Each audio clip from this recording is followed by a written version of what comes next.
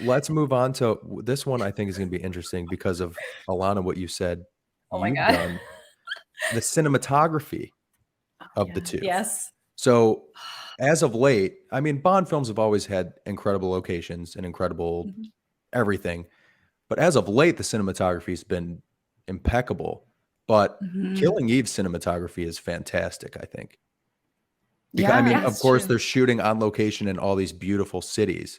But as far as that aspect of Killing Eve, do you think there's anything Bond can learn from Killing Eve as far as a cinematography standpoint goes?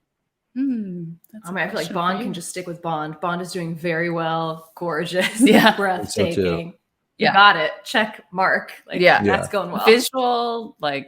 Visual presentation. I think Bond, cinematography is gorgeous. The last movie in particular, we thought was really beautiful. Yes. But Alana even thought back in Spy Who Loved Me. Spy Who Loved Me, 70s, with Anya Masova, also stunning cinematography. Like they have a visual identity there that I think, like you said, works for them. And I think they've got a good Feige going on with that. Like the visuals are staying good, looking good. Yeah. So they never did like too many like fake action moments, like green screen stuff that ages. Which is true. They didn't do that. So happy about that. I'm so grateful. Yeah.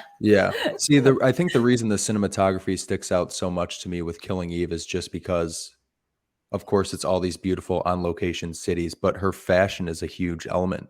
It just like full 4K HD Paris with her wearing some flashy outfit.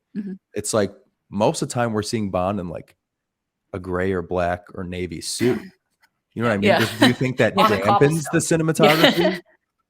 I mean, there's definitely. I wouldn't say it dampens cinematography, but I bet the cinematographer is like, you could give him something. Yeah, missed opportunity there. You could costume designer's like, shut the fuck up. Give him a pocket. I tried. Look at my notes. You got a nice pocket square he can throw on. Yeah, she's like, like it's like this picture. Even when her fashion is different, like look how beautiful the background is. Though. Yeah. Oh yeah, the Killing Eve cinematography is great, and I feel like if they had a Bond budget, that would be their aim.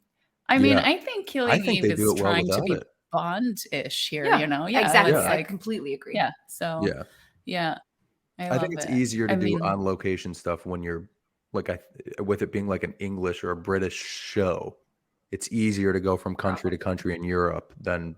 But I mean, I guess that's bullshit because Bond is technically usually filmed at Pinewood in London. That's true, yeah. But I mean, then they're flying to Turkey, and you know what I mean? Yeah, a lot of Italy. They love themselves. It's like England and Italy. Love Italy. Yeah. I'm ready. I'm ready for more outside of Europe Bond again. Like I mean, Matera was cool. I had never really seen Matera on screen, and like I think his outfit in that scene worked, but to be honest with you, because he's wearing like that tan suit with like the denim-ish looking dress shirt and then the red tie. I loved it. Yeah. But I different think, right, it was very different. That's like a very small corduroy suit, you know what I mean? It's like very, very different.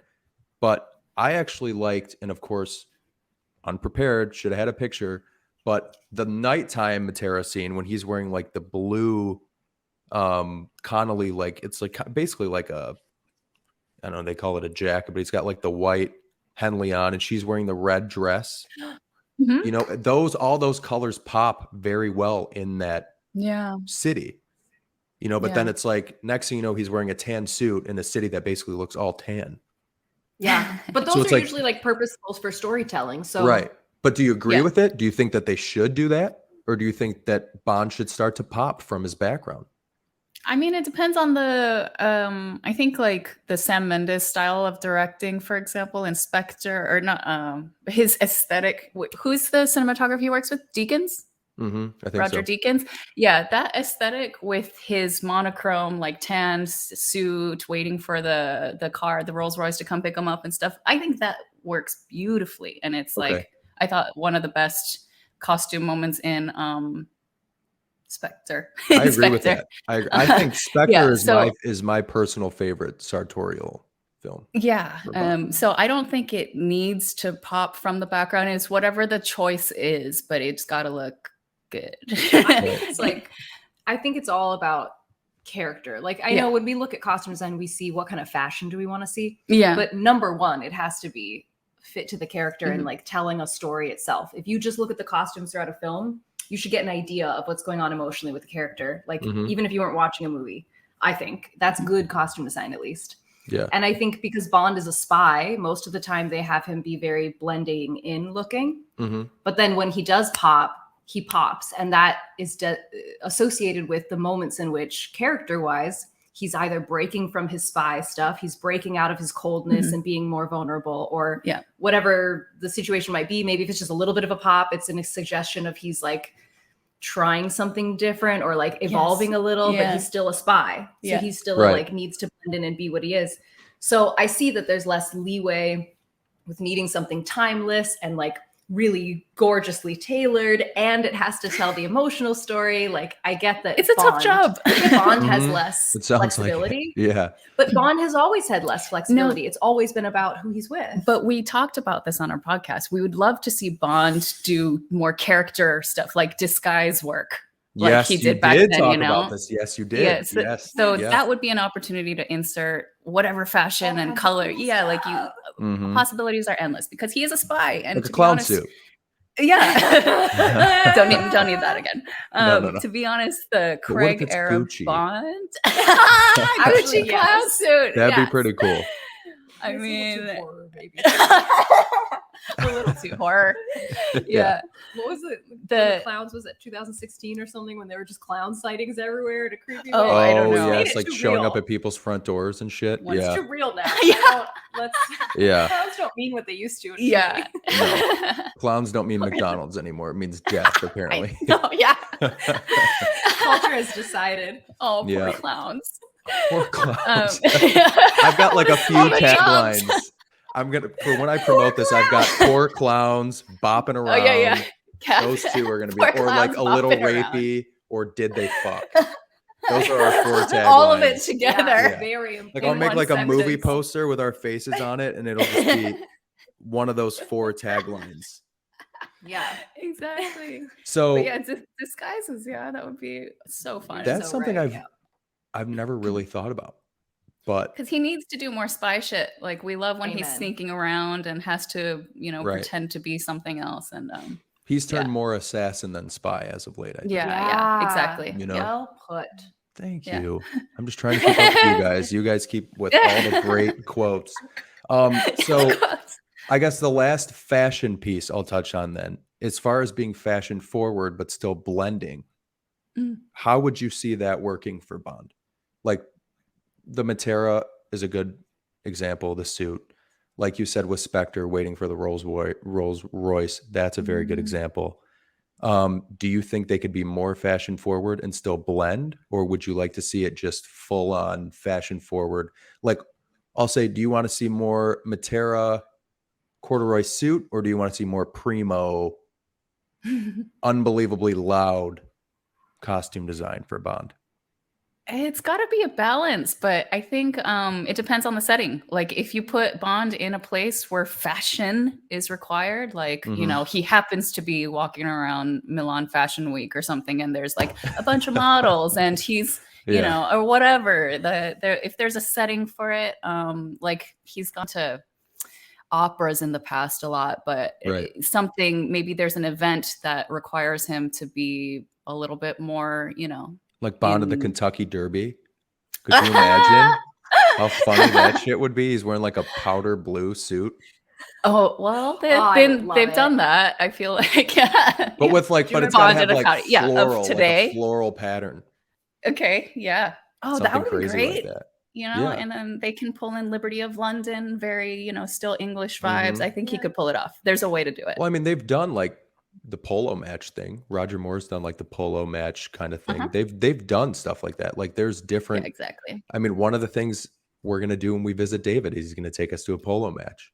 And it's like knowing I'm going to be at a polo match with David, I'm like, okay, I need to find Richard Gere's fucking suit from Pretty Woman. Pretty Woman? And he's like, no, it'll be like 90 degrees outside. So then I went, I did a whole video of it on YouTube. I found this Scotch and soda, like cotton button down polo, but it's like, it's right over there, but I'm like trapped, so I can't get it. But it's like floral. It's like navy blue, but it's got like gold, gray or goldish, like brown floral. But it's like, there's a way to like be kind of loud without being too loud. Absolutely. Yeah. And I think the English, for sure. And the English kind of aesthetic of like Ted Baker and Liberty of London, that dandy aesthetic, I think, it's very English. I might as well insert that. And maybe Bond isn't exactly of that nature, but like I can see him, accessorizing with a little bit of print. That would be nice. I want to see him in more like off-duty. Yeah, I feel like they do suits really well. I love seeing that. Yeah, I'm happy with how they do the suit stuff. I'm like, you guys, you've covered. Who does suits better than James Bond? Yeah, right. Absolutely. You got it. They could be a little more, like you guys said, a little more play here and there, but I'm fine. I want to see more when he is off duty, more of that stuff. Like I loved when he was in, was it Jamaica? That like oceany area in the last movie. Yeah. And he's wearing his blue short shorts to call back. Yeah, I love the short shorts. Old Bond's short shorts, man. Bring them back, please. I love them. I know we like them. You gotta have the thighs. You gotta have the thighs. Yeah, show us your thighs. If you got good thighs, yeah. We love it. I'll bring the terry cloth back if you want. Like it would please me at least. Love the terry cloth. The onesies, bring them back. But I love seeing that. Like that one was fun because it kind of felt like a little bit of throwback. Like it really made sense to the character that it's like an aged version of that, and this is him being like, "I'm done with it. I'm not going back there." But that's in style now too. Oh yeah. It's like it's a nod, and yet it's also in style. Of course, which you have to marry the two in a movie like this, I think, in a Bond movie. So it's wonderful, but also, like we've mentioned before, kind of that whole look was throwback. So like, I love that you're giving us a throwback, but also like, he's a human that's evolved. What does he also now wear? That's maybe not only blue shorts. Right. He doesn't have orange shorts, just blue shorts. He's like a Doug Funny. He has the same outfits. He wears a black suit, a blue suit, a corduroy suit, like a tannish corduroy suit. And then he has his short shorts that are blue and a t-shirt with a lot of muscles. Or these are the fits. Yeah. That's his whole closet. You could do a cartoon version where he's looking through and that's all there is. But like, okay, that's cute. Have you ever seen Family Man with Nicolas Cage? Yeah. In the very beginning, like when he's like Xenia rich. Suit? No, not that part. Not that part. The very beginning, he opens like his closet because he's living in Manhattan at the time, and he's like super rich, and it's just like 75 black suits and like 75 white shirts. It's like, which mortgage broker lives at this house? You know what I mean? So it's like sometimes Bond does that. I mean, the tan Matera suit that we keep talking about, aside from that, even in No Time to Die, you've got your typical black tux. You know, like Spectre, they went with the white dinner jacket, which was a nice change, and then a nod, but like also a style now. But then in No Time to Die, it was like charcoal or black. It was variations it was of the same black and gray. Thing. And then that's the thing too. Like we did a thing with David talking about No Time to Die style, and Matt Spazer was on there, and he pointed out basically half of those suits, not only are they, of course, all Tom Ford, but they're just different colors of the same exact suit. Like not even a different cut and everything. Same thing. So yeah. As you said, that part where he opens the closet and it's all the same. I was just thinking about how in Killing Eve, Villanelle, there's a lot of moments where she opens her closet and there's just all kinds of shit in there. Oh, and yeah. I love that it's not like organized very well. Yeah. Either. It's just her playhouse of like, what character am I going to be today? Yeah. And like we could, that's even more spy-like than Bond is, when she really is but she really is an assassin through and through, whereas Bond does a little more spy things, needing to get around.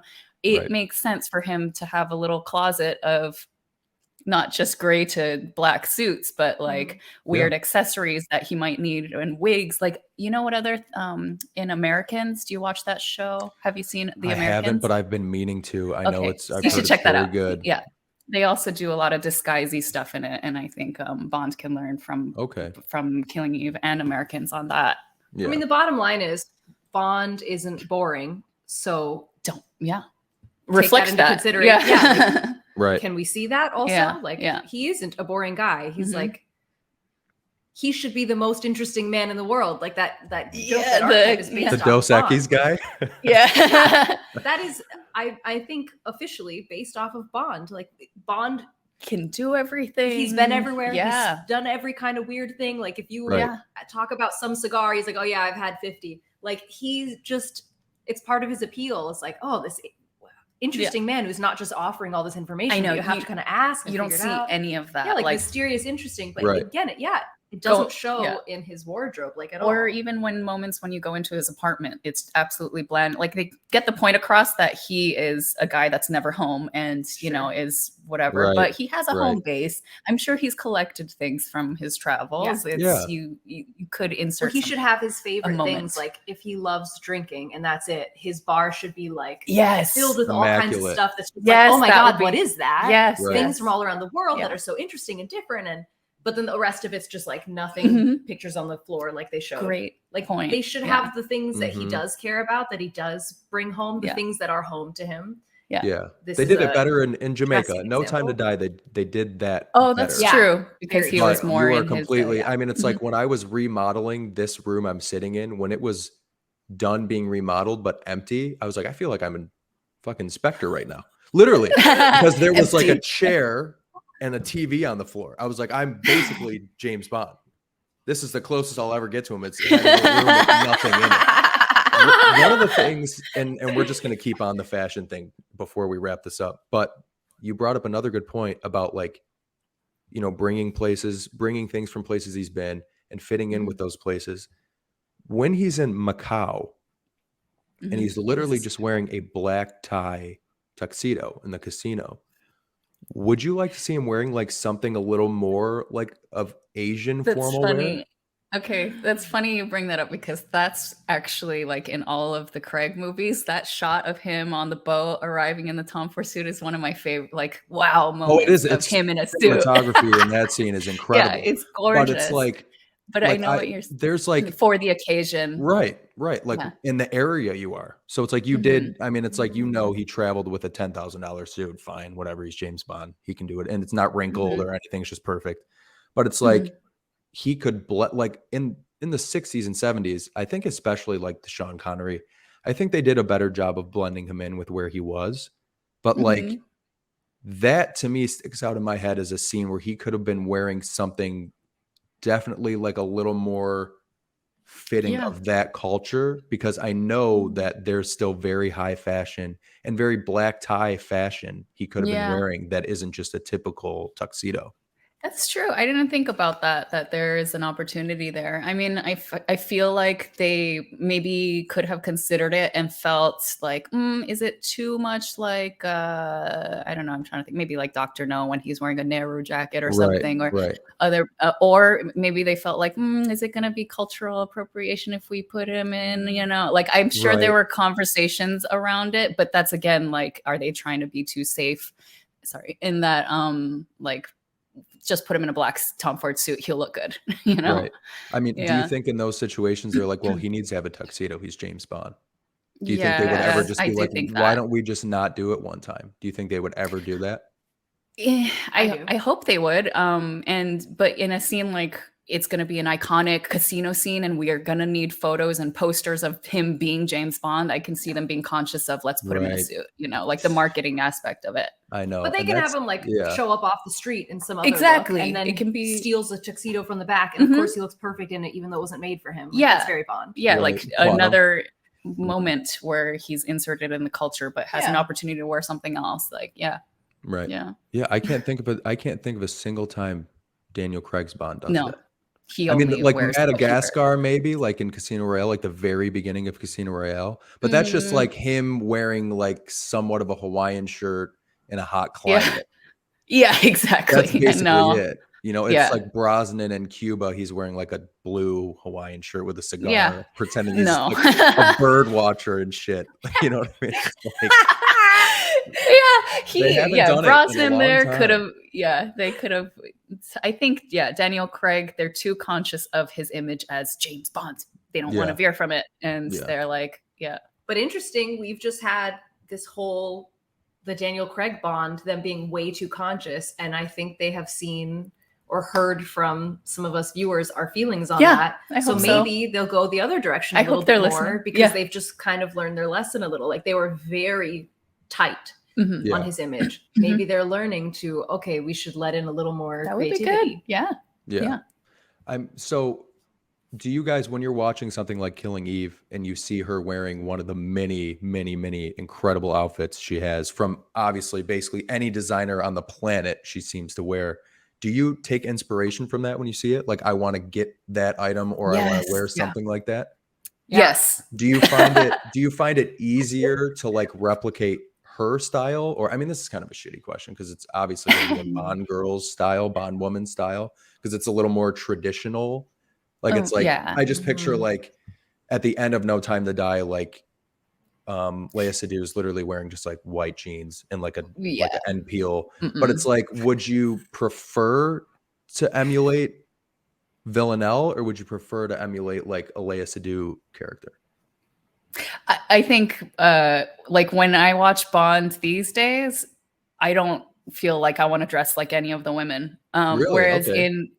whereas the let me Killing think. Eve, Killing Eve for sure. But even in the older Bond movies, like Grace Jones, one of the best wardrobes of, but you know, it's very different because she's such a different character.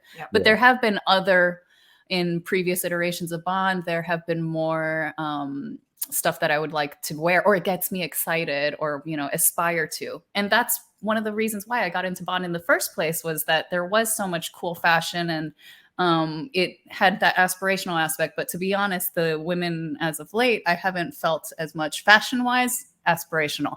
And Villanelle totally is up there for, like, it's not totally my style, but it makes you excited about fashion and want to dress up, you know? I think there's two things to that. I think really when a person wants to dress like a character they've seen in something, it's because they found something in the character they really like. It's not as much because of the clothes that they're wearing. Like, because I can find a character who I'm like, here's a great example. Paloma, right? I told you already. I'm obsessed. I love her so much. I don't like deep plunge things in general. I never have. It's just not been something I particularly like to wear. But after seeing that scene, I was like, okay, so when can I get on a deep plunge? Like, I mean, V-necks were pretty deep for a minute. What was it? Yes. I was not part of that. I don't like V-neck, period. Like, even if this was one, I don't know what it is. But didn't Paloma make you want to wear a deep V plunge? Yeah, right? I mean, if Paloma's going to be around, I'll wear whatever she asks. You have to wear the same thing she's wearing. That's what impresses her. Who did it better? And it's obvious me. Come on, let's be honest. But like, Paloma made me want to wear something like that, even though that's not classically my taste. She made me want to look outside of my comfort zone and try something different and new. Not because of the clothes, because of her character. Because I'm like, oh, she's so cool and interesting. I could pick out a dress that I like better in that movie, but she wasn't the one wearing it. So I didn't want to aspire to wear it myself. You know what I mean? I think first and foremost, what we're actually attracted to is the character, which is why so many people want to dress like Bond, even though sometimes he's, you know, boring. Sometimes he's this, like, generally he does dress well, but there are people who aren't really Bond-esque who want to dress like Bond because they are so attracted to that character Bond. They're like, I want to be like him. I want to be like that person. Yeah, absolutely true. But I think the second thing is that I already forgot what I was going to say. I was going to say about Killing Eve. When I see an interesting outfit on Villanelle, it's not as much that I want to emulate it. There's a piece of me that's just like, seeing the way that they express her character and are innovative with it is really exciting to me. And that's what I think is missing with the Bond women. I mean, we've talked a million times, they're doing too much throwback and not enough exciting new stuff. But when I see the character come, like they all in Bond constantly, they have those moments that are just like, she steps out from behind this and you see the whole dress and the outfit. And the reveal. Yeah. These like princess reveals, like at the top of the staircase, there's Cinderella in her look. Like they have all these archetype moments like that are like about the outfit. And I feel like lately, every time the outfit is very like, this moment. Oh, okay, that's what she's got on. Right.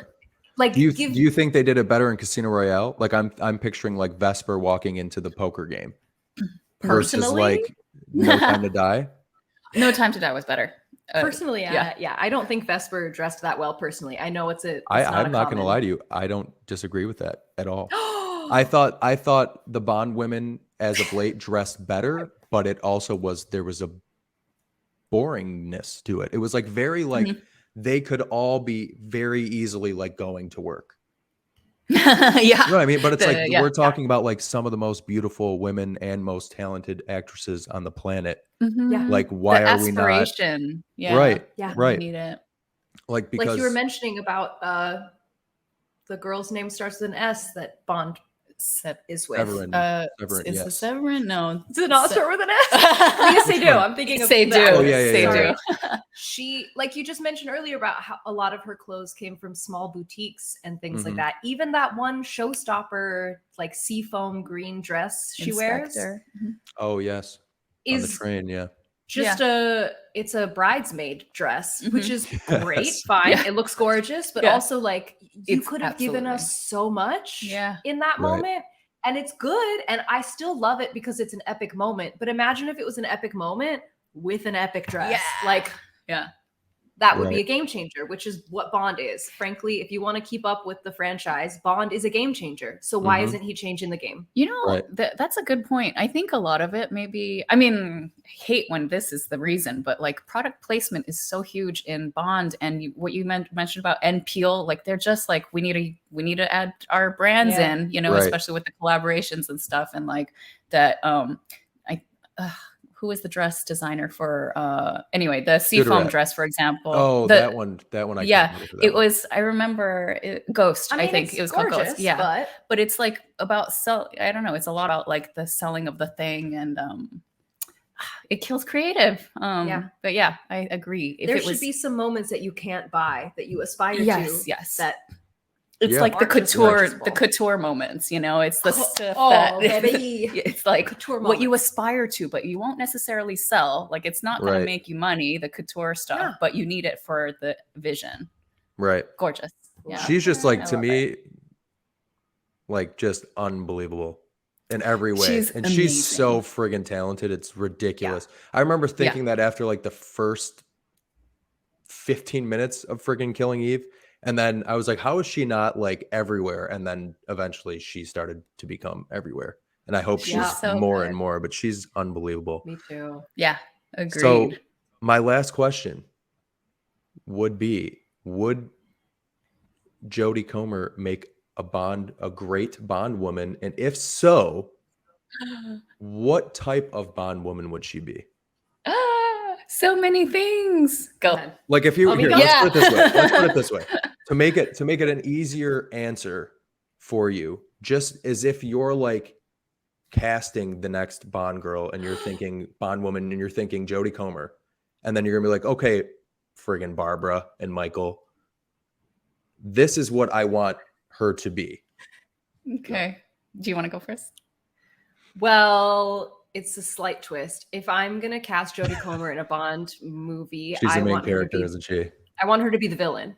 Okay. Ooh, okay. Yeah. All right. I like that. And go ahead. Not a sidekick. I want her to be the villain, but I want her to be very different than Villanelle because I don't want it to feel like, oh, she's just repeating the character. Yeah, for sure. But I do want her to be villain, and I want it to be something that stretches her acting wise. I think what I would prefer in the next Bond girl is not another white girl and not another like size 2 white girl. Like give us variety or I'm writing. Like, give me some, but they gave great variety in the last movie. So so far I'm happy. But like we haven't seen anyone even remotely plus size. Like, come on. What would you want to see her do character wise? I mean, and I know you said as the villain, but like, so we're talking like Pussy Galore villain or like bigger and badder than that? because I mean, we know she can do literally anything. Yeah, she really can. It's so exciting.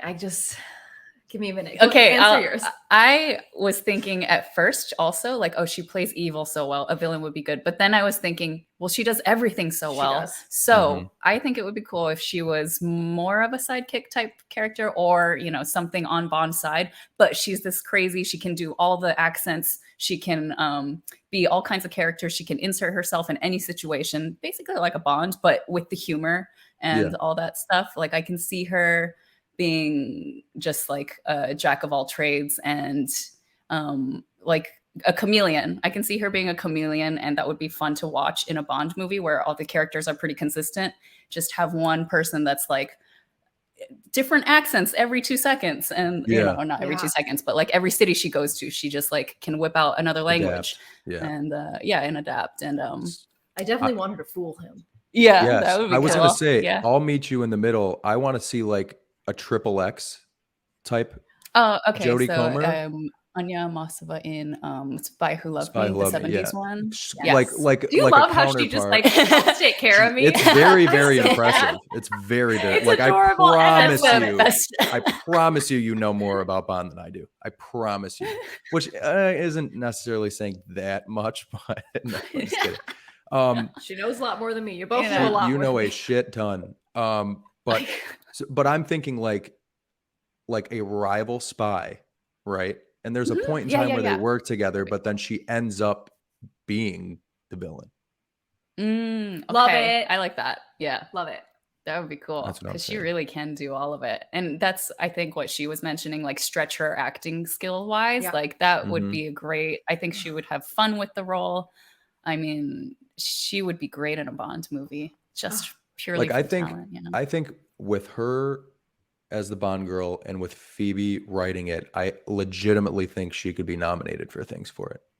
I really do. Because you never see that in a Bond film. Ever. Like some sort of for an actor. Like they'll win the song, they'll win cinematography, they'll win stunts, they can win shit like that, but you'll never say like, and Bond's got an economy of words, and Daniel Craig has, I mean, and he's fantastic. He's a very, very, very talented actor, but somebody like Jodie Comer, I don't think she would do the role unless it was very dialogue heavy, very, just character driven. Like, I don't think and that's like I said about Naomi Harris, that kind of surprises me that she was into that because, then she does Moonlight, something like that, which is obviously the polar opposite, and then gets nominated for an Oscar, and then she's back starring in one of the biggest movies, biggest franchises ever, and she's got like 6 lines. Wow, yeah, that's true. It's strange to me, but because it's Bond, it attracts anybody. But I think as it continues on, I don't think that's going to be the case because, I mean, I think Daniel Craig attracted a lot of people because he's great.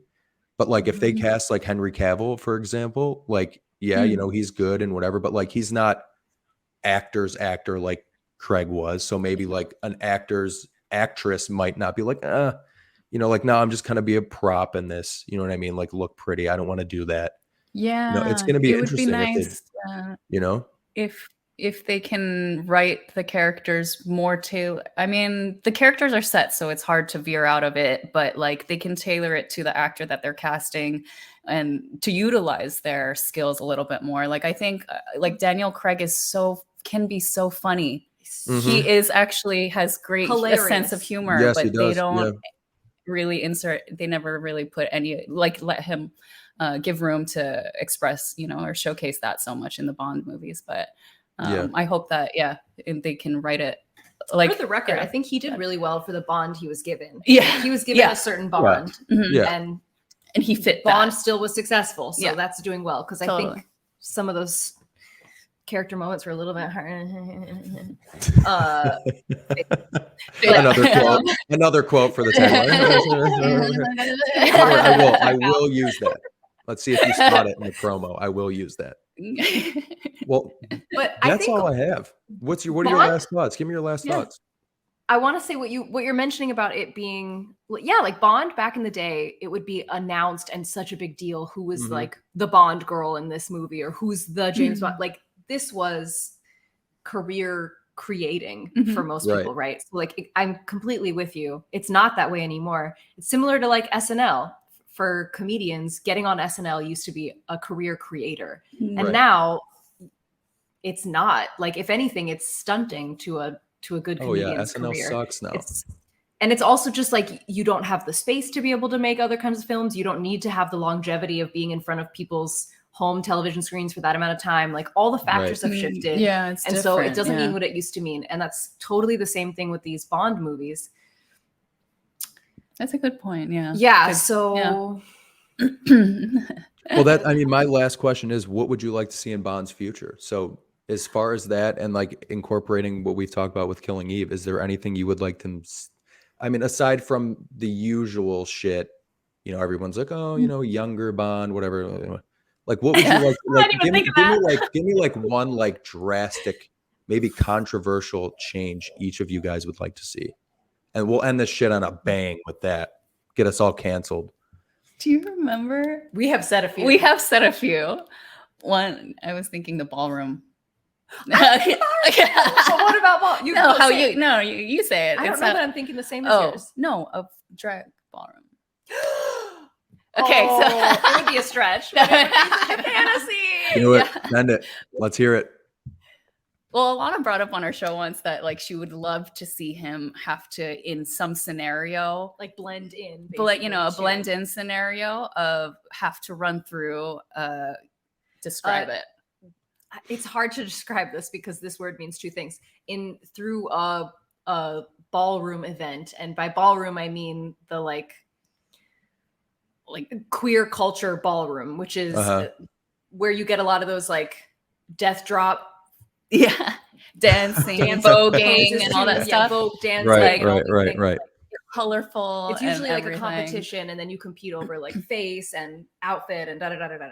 So it generally has two people competing, a big audience of people cheering them on, and it's very like vocal and excited. And like if someone does a move, people just go crazy, and it's kind of like no holds bar. You could do whatever, just like excitement. Whatever is just gonna like. So he'd be in the crowd, or he'd be competing. I mean, anything would be incredible, but right. What would be a fantasy to me would be to have him go through one of those, spend any amount of time in one of those settings, even if it was in a Bond movie and Bond wasn't the one in it. Better than nothing. But fantasy, I would like to see Bond interact in one of those, and mostly because the underscore is I want to see more dancing. Personal thing. Personally, I just want to see more dancing. I agree with the dancing. Dancing like acrobatic, like kill people dancing. Kill people dancing. We used to have so many cool like backflip into a this kill, and not less slightly. Backflip into a this kill. Like Bambi and Thumper style. Yes. Okay. But also, one of the things I love about Bond is how the Bond movies, not even Bond himself, showcase different cultures. Like in the 60s, 70s, 80s, it was a lot of like, oh, this is the first time Americans are seeing Japan, especially rural Japan. This is the first time we're seeing India. This is the first time we're really being in these cultures, and how that, I think that was a huge part of the appeal, frankly, to Bond, the Bond franchise, was just like, wow, look what we get to see when we see a Bond movie. Yes. Right. And now we've seen it. We are on Instagram. We've seen a lot of India. We've seen a lot of Asia. We've seen a lot of most places in the country. And I would like them to keep with that feeling. So what I think they need to show more of to do that, and this is again just my preference, I'm not going to hate them if they don't, is to give us more cultural experiences in those places. Like not just be in India as a white man walking through India. Like, of course, we know what that's like, but like go into a home in a small family and live with them for a week to try to figure this thing out, and give us a little bit of a taste in the background. Eat the food, wear the clothes, just like go to the restaurants, just help us to understand the culture in a way that we don't. Like, I don't know what it's like to live in a small family in the north of India. Yeah. I have no idea what that's like. Like, what is their daily, what is the culture like? Are they super loving? Are they really like hard and don't let you in right away? Like, we don't know any of this shit because I would like a movie like this to show. And that's why I want that ballroom, because I think that is a really big cultural expression thing that has been around since like the 80s and it has all the reasons it was brought into being and how it exists today and how it's evolved. Like all of that is it's just like loads of information as opposed to just like walking through a city in Europe. A beautiful city. Yeah, like Bring we've a seen that a million $10,000 times. gray suit. Yeah. Yeah, like, but show us what the culture in that place is like then. And I don't mean the rich people gambling, which hasn't changed for a million years. Like, right. give us actually some Yeah, it's insight just a into different culture. currency. That's it. Yeah. Like if you're going to do the wealthy people in a big city, do the wealthy people in Mumbai. I don't know what it's like to be the wealthy people in Mumbai. Don't do the wealthy people that I've seen on The Real Housewives a million times. You know, like, give me something that we don't get to see. That's what, to me, that's one of the things that was really special about Bond is like showing this stuff and being like, oh, this is what it's like. Because he has to blend in to that. And then he respects it always, very respectful. And then he does this shit and gives the kill. And you're like, excitement. I think that's exactly it. Like the new, I think we're missing a lot of like new introduction of something. Like, come on, showing a parkour like chase scene isn't that new. Yeah, I know, but like I'm saying, like we need that cultural insertion. Like I think the parkour move was cool, but like, and that was their attempt. It was trendy, but that was their attempt of like doing something. Yeah, like actual parkour. I mean, like white guy culture still. Yeah, great, but it's all like Bond has always been in that. Like the people who are going to see Bond movies. Fish out of water white people culture situation. Like we know basic white European culture. Like that's the main market going to Bond movies. So knowing that. Yeah, there's so much to explore, but I love that. Like even Bond discovering things for the first time is always fascinating. Yeah. You know, so. Or maybe it's comfortable for him. He totally he blends right in. He's like, oh yeah, I've known these guys for 3 decades. We're pen pals. And he's like, cool. Of course he is. Yeah, and you go with it. Yeah, we're on Instagram. I have their Snapchats. Yeah, they're like, Bond, what's your Instagram? I don't know what accent that was or where at in the world. 007. Ambiguous foreign accent. Yeah, and then you can like, bring them into a 007, do a little crossover, make it look like it's Bond's Instagram for a month before the movie comes out, sell us a bunch of products on it. Like, you'll make money that way too, guys. He's like influencer post where he gets all of his clothes like 10% off if you use my code at like Assassin 10, you get 10% off. Yeah, in like a very celebrity way where like clearly he doesn't run it, someone else does. Right. Like, had a great time at the Oscars last night with so and so. Yeah. Yeah, the British whatever are running BAFTAs. it. Oh. BAFTAs. Yeah. Well, thank you guys. That's all I had. I appreciate you guys doing this. Yeah. This was so fun. Thank you. Thank you for adding some fun to my channel. I needed it. Thank you. Will you come back? Will you come back day. if I get another decent idea? Maybe we'll bring David next time. Even if it's not decent, it's it's always fun. We can just shoot the shit. We'll talk about Hawaii for an hour. Yeah, exactly. Get like 10 views. It'll be fine. It'll be fine. Who cares about the views? I don't. As long as it's a good time. Yeah. I had a great time. I hope you guys liked it. I hope it was decent. So we'll see. Let's see if I forgot any pictures on here. Just throw it up for fun. I think we're good. I didn't put that one up. Yeah. That's a good one. Can do this one. I had a bunch.